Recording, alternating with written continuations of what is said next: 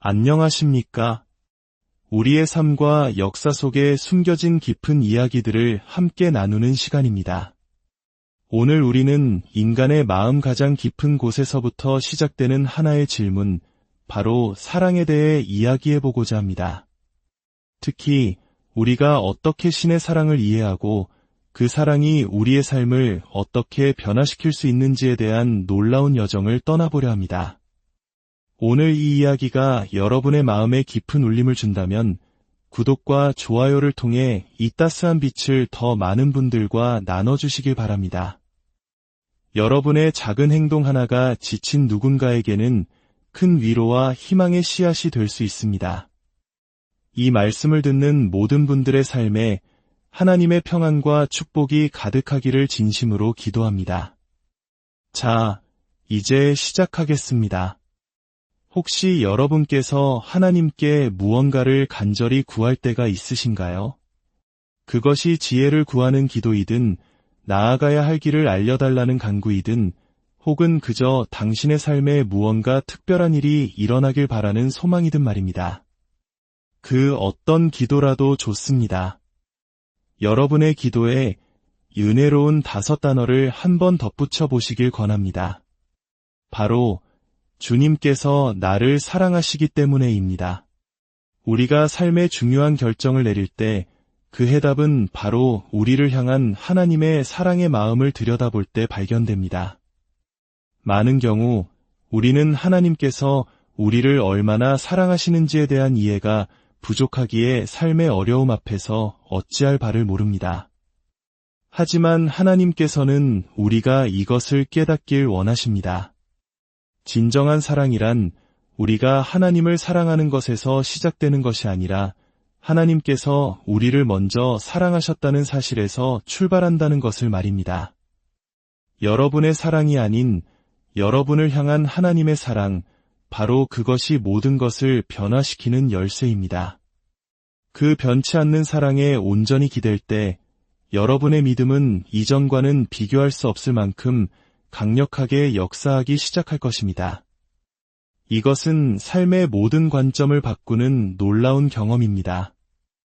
이 놀라운 사랑이 어떻게 우리 삶에서 실제로 역사하는지 먼저 기적을 체험한 사람들의 생생한 증언들을 통해 함께 들어보겠습니다. 이 이야기들은 하나님의 사랑이 단순한 개념이 아니라 우리의 삶을 만지고 치유하며 변화시키는 살아있는 능력임을 보여줄 것입니다. 첫 번째는 한 자매님의 이야기입니다.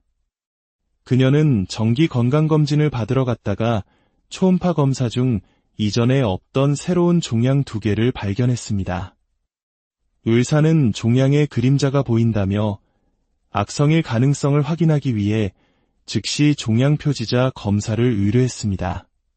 그녀는 큰 충격과 걱정에 휩싸였습니다. 수술을 해야 한다는 두려움, 병원에 입원해야 하는 불편함, 그리고 만만치 않은 경제적 부담과 홀로 남겨질 아들에 대한 걱정이 마음을 무겁게 짓눌렀습니다. 그 주 일요일 예배에 참석했을 때 목사님께서는 설교 시작 전에 한 사람을 위해 기도하기 시작했습니다. 최근 의사에게 종양 진단을 받은 분이 계십니다. 그 순간 자매님은 그 기도가 자신을 위한 것이라고는 생각하지 못했습니다. 하지만 목사님은 계속해서 선포했습니다. 치유의 은사가 강물처럼 흐를 때 그 은혜는 넘쳐 흐를 것입니다. 하나님께서는 종양을 앓고 있는 모든 이를 치유하기 원하십니다. 병원에 다시 찾아가십시오. 그곳에 더 이상 종양은 없을 것입니다. 그녀는 그 말씀을 마음으로 받았습니다. 그리고 이틀 뒤 다시 병원을 찾아 검사를 받았습니다. 결과는 놀라웠습니다. 2개의 종양은 흔적도 없이 완전히 사라져 있었습니다. 의사는 너무 놀라 자신이 혹시 오진한 것은 아닌지 몇 번이고 재확인해야 했습니다. 의사는 종양이 사라진 것에 대해 몇 가지 의학적 가능성을 제시했지만 자기 자신도 확신하지 못하는 눈치였습니다. 자매님이 조용히 제가 기도를 받았어요 라고 말하자 의사는 미소를 지으며 정말 다행이네요. 라고 말했습니다. 이 기적은 마치 하늘에서 하나님께서 그녀에게 윙크를 보내시며 내가 너를 이토록 사랑하고 너의 모든 고통을 알고 있단다. 라고 말씀하시는 것 같았습니다. 두 번째 간증 역시 한 자매님의 것입니다. 그녀는 왼쪽 턱에서 작은 멍울을 발견했습니다. 큰 통증은 없었지만 마음 한구석에는 불안감이 자라나고 있었습니다. 의사인 남편에게 확인을 부탁했고 남편 역시 멍울을 느낄 수 있었습니다. 부부는 함께 손을 얹고 그것이 사라지기를 기도했습니다. 그리고 며칠 후 예배 시간, 목사님께서는 몸에 종양이나 멍울이 있는 사람들을 위한 치유 기도를 선포하며 특별히 입안이나 잇몸이라는 구체적인 부위를 언급하셨습니다. 자매님은 즉시 자리에서 일어나 왼쪽 턱에 손을 얹고 치유를 받았습니다. 예배가 끝난 후 턱을 만져보았을 때 멍울은 감쪽같이 사라져 있었습니다. 그녀는 남편에게도 확인을 부탁했고 남편 또한 멍울이 완전히 사라졌음을 확인해 주었습니다. 그녀는 자신을 너무나 사랑하시는 아버지의 사랑에 깊은 감사를 드렸습니다. 세 번째 이야기는 태어난 지 6개월 된 아들을 둔 어머니의 이야기입니다. 어느 날 아기가 갑자기 구토를 하기 시작했습니다. 한 번이 아니라 3번이나 연달아 토하자 어머니는 자신이 아기에게 무언가 잘못된 음식을 먹인 것은 아닌지 자책하며 괴로워했습니다. 그녀는 교회의 다른 자매에게 문자를 보내 아들을 위한 기도를 부탁했습니다. 잠시 후 먼저 예배에 참석했던 자매로부터 문자가 도착했습니다. 방금 목사님께서 한 아기가 여러 번 토하는 것에 대해 말씀하시면서 하나님께서 그 부모에게 아기가 괜찮아질 것이라고 확신을 주고 계신다고 하셨어요. 이 메시지는 불안에 떨던 부부의 마음에 큰 평안을 가져다 주었습니다. 그리고 잠에서 깬 아기는 언제 아팠냐는 듯이 무척이나 활기차고 기뻐 보였습니다. 네 번째는 뉴질랜드에 사는 한 자매님의 간증입니다. 그녀는 상복부의 통증을 느끼며 갈비뼈 바로 아래에 멍울이 자라난 것을 발견했습니다. 의사는 진찰 후 멍울의 존재를 확인하고 초음파 검사를 예약했습니다. 그녀는 두려움 속에서도 남편과 함께 매일 성찬에 참여하며 십자가에서 모든 것을 이루신 예수님의 은혜를 기억했습니다. 그리고 온라인 예배에 참여하던 중 목사님께서 최근에 갈비뼈 바로 아래에 멍울이 생긴 분을 정확히 지목하며 기도하는 것을 들었습니다. 그것은 바로 자신의 상황과 정확히 일치했습니다. 부부는 거실에 함께 서서 서로를 바라보며 기쁨과 희망에 가득 차 하나님께 감사드렸습니다. 그 주 금요일 초음파 검사를 받은 결과 의사는 복부에서 아무런 멍울도 발견할 수 없다고 보고했습니다. 할렐루야! 마지막으로 프랑스에서 온 한 형제님의 삶의 변화에 대한 이야기입니다. 그는 10년 동안 음란물 중독에서 헤어나오지 못했습니다. 26살인 그는 16살 때부터 시작된 이 굴레를 자신의 힘으로는 도저히 끊어낼 수 없었습니다. 벗어나려고 발버둥 칠수록 더 깊이 빠져들 뿐이었습니다. 그러던 어느 날 그는 구원의 확신에 대한 설교를 듣게 되었습니다. 그는 예수님께서 자신을 얼마나 사랑하시는지, 그리고 하나님께서 자신을 더 이상 죄인으로 보지 않으시고 그리스도 예수 안에서 의로운 자로 보신다는 진리를 깨달았습니다. 그는 이 진리를 자신의 삶에 선포했고 놀랍게도 중독에서 완전히 자유로워졌습니다. 진정한 해방은 죄에 대한 모든 갈망을 잃어버리는 것이며 이것은 성령을 통해 일어난다는 말씀을 그는 삶으로 직접 경험한 것입니다. 죄를 향한 모든 욕망이 사라지고 그의 삶은 완전히 변화되었습니다. 이 모든 놀라운 간증들에 주님을 찬양합니다. 이야기들은 우리에게 한 가지 분명한 사실을 말해줍니다. 바로 하나님의 사랑은 이론이 아닌 실제라는 것입니다. 성경의 모든 부분은 중요합니다. 창세기부터 요한계시록까지 성경은 하나님의 말씀이 담긴 책이 아니라 그 자체가 하나님의 말씀이기 때문입니다. 모든 구절은 하나님의 숨결로 영감받은 것입니다. 하나님께서 이 땅을 내려다보실 때 그분의 눈에는 크게 세 부류의 사람이 있습니다. 유대인, 이방인, 그리고 하나님의 교회입니다. 이 구분을 이해할 때 성경은 우리에게 활짝 열립니다. 구약의 많은 부분은 이스라엘 민족에게 특별히 주어진 말씀입니다. 오늘날 어떤 그리스도인들은 유대인들이 지키도록 명령받았던 율법 아래로 돌아가려 합니다. 하지만 사도 바울은 갈라디아서에서 율법으로 돌아가려는 시도를 강력하게 경고합니다. 바울은 우리의 믿음의 조상인 아브라함이 무엇을 발견했는지 묻습니다. 아브라함은 그의 삶을 변화시키고 승리와 축복을 가져다준 무언가를 발견했습니다. 그것은 바로 그의 행위가 아니었습니다. 성경은 말합니다. 아브라함이 하나님을 믿음에 그것이 그에게 의로 여겨진 바 되었느니라. 만일 그의 행위로 의롭게 되었다면 그에게는 자랑할 것이 있었겠지만 하나님 앞에서는 아니었습니다. 이것이 바로 우리 모두가 하나님 앞에서 의롭다 여김을 받는 방식입니다. 놀랍게도 하나님께서는 사람이 여전히 경건하지 않을 때 그가 그리스도를 믿는 그 순간에 그를 의롭다고 선언하십니다. 이것은 어떻게 가능할까요? 그것은 바로 십자가 위에서 예수 그리스도께서 이루신 일 때문입니다. 죄를 알지도 못하신 예수님께서 우리를 대신하여 우리의 모든 죄를 짊어지시고 죄 자체가 되셨습니다. 이는 우리로 하여금 그분 안에서 하나님의 의가 되게 하려 하심입니다. 어떤 분은 이렇게 말할지 모릅니다. 제 안에는 여전히 경건하지 않은 모습이 가득한데요. 잘못된 감정, 욕망, 은밀한 생각들이 끊이지 않는데 어떻게 하나님께서 저를 의롭다고 하실 수 있나요? 그렇다면 이렇게 되물어 보십시오. 아무 죄도 없으신 예수님께서 어떻게 십자가 위에서 당신의 죄로 인해 죄가 되실 수 있었습니까? 그 질문에 답할 수 있다면 당신 또한 아무 의로운 행위가 없었음에도 불구하고 의롭게 될 수 있다는 사실을 이해하게 될 것입니다. 할렐루야! 이것이 바로 예수 그리스도의 복음입니다. 우리는 이 단순하고도 강력한 복음을 잊고 살아갈 때가 많습니다. 오늘날 세상은 진정한 사랑에 목말라하며 울부짖고 있습니다.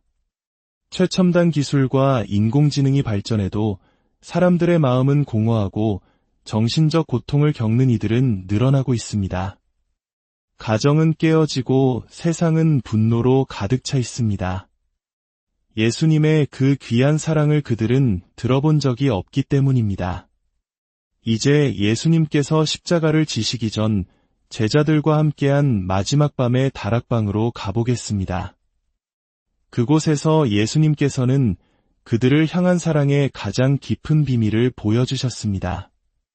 유월절 전 예수님께서는 당신의 때가 이르렀음을 아시고 이 세상을 떠나 아버지께로 돌아가실 것을 아셨습니다. 그분은 세상에 있는 자기 사람들을 사랑하시되 끝까지 사랑하셨습니다.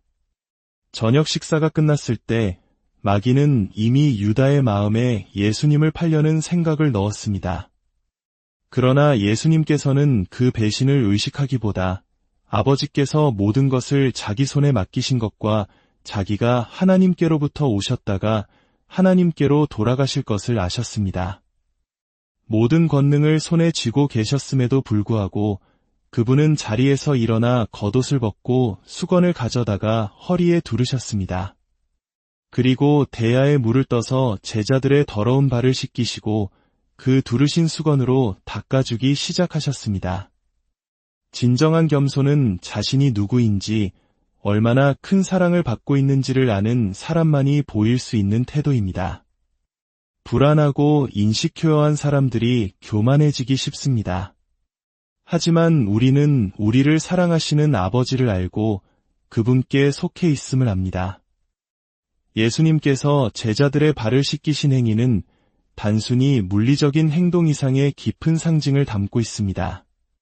베드로가 주님, 절대로 제 발을 씻기지 못하십니다. 라고 말했을 때 예수님께서는 내가 하는 것을 내가 지금은 알지 못하나 이후에는 알리라고 대답하셨습니다. 만약 이것이 단순한 겸손의 행위였다면 베드로는 그 의미를 즉시 이해했을 것입니다.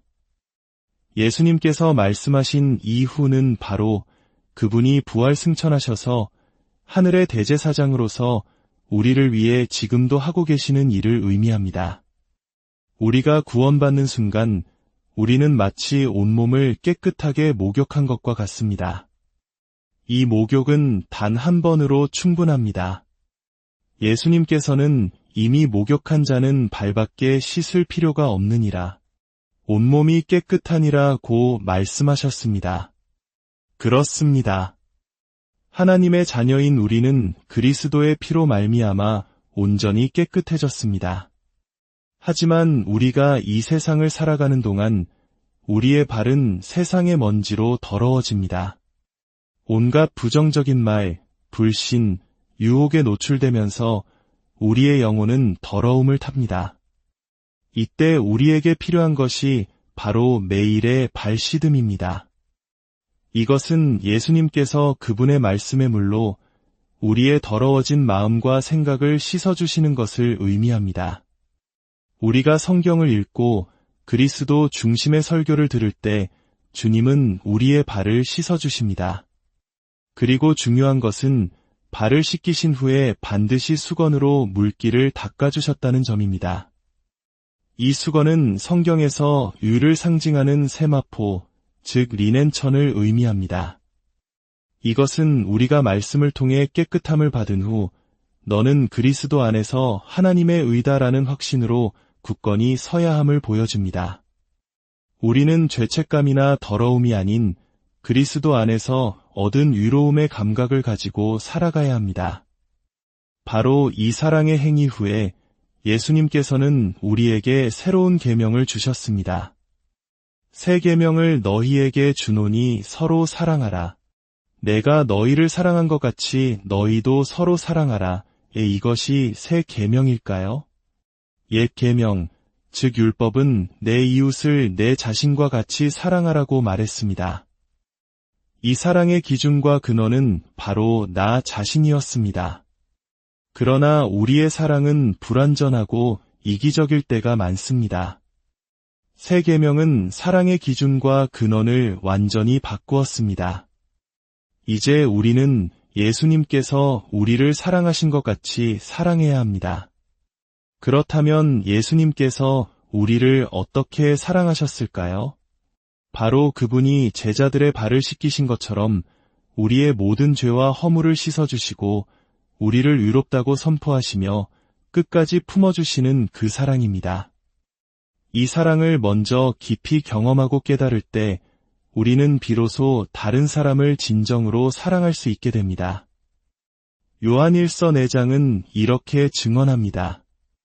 사랑은 여기 있으니 우리가 하나님을 사랑한 것이 아니요 하나님이 우리를 사랑하사 우리 죄를 속하기 위하여 화목제물로 그 아들을 보내셨음이라. 우리의 사랑이 아닌 우리를 향한 하나님의 사랑에 집중하는 것, 이것이 바로 신약시대 은혜 아래 사는 우리의 삶의 방식입니다.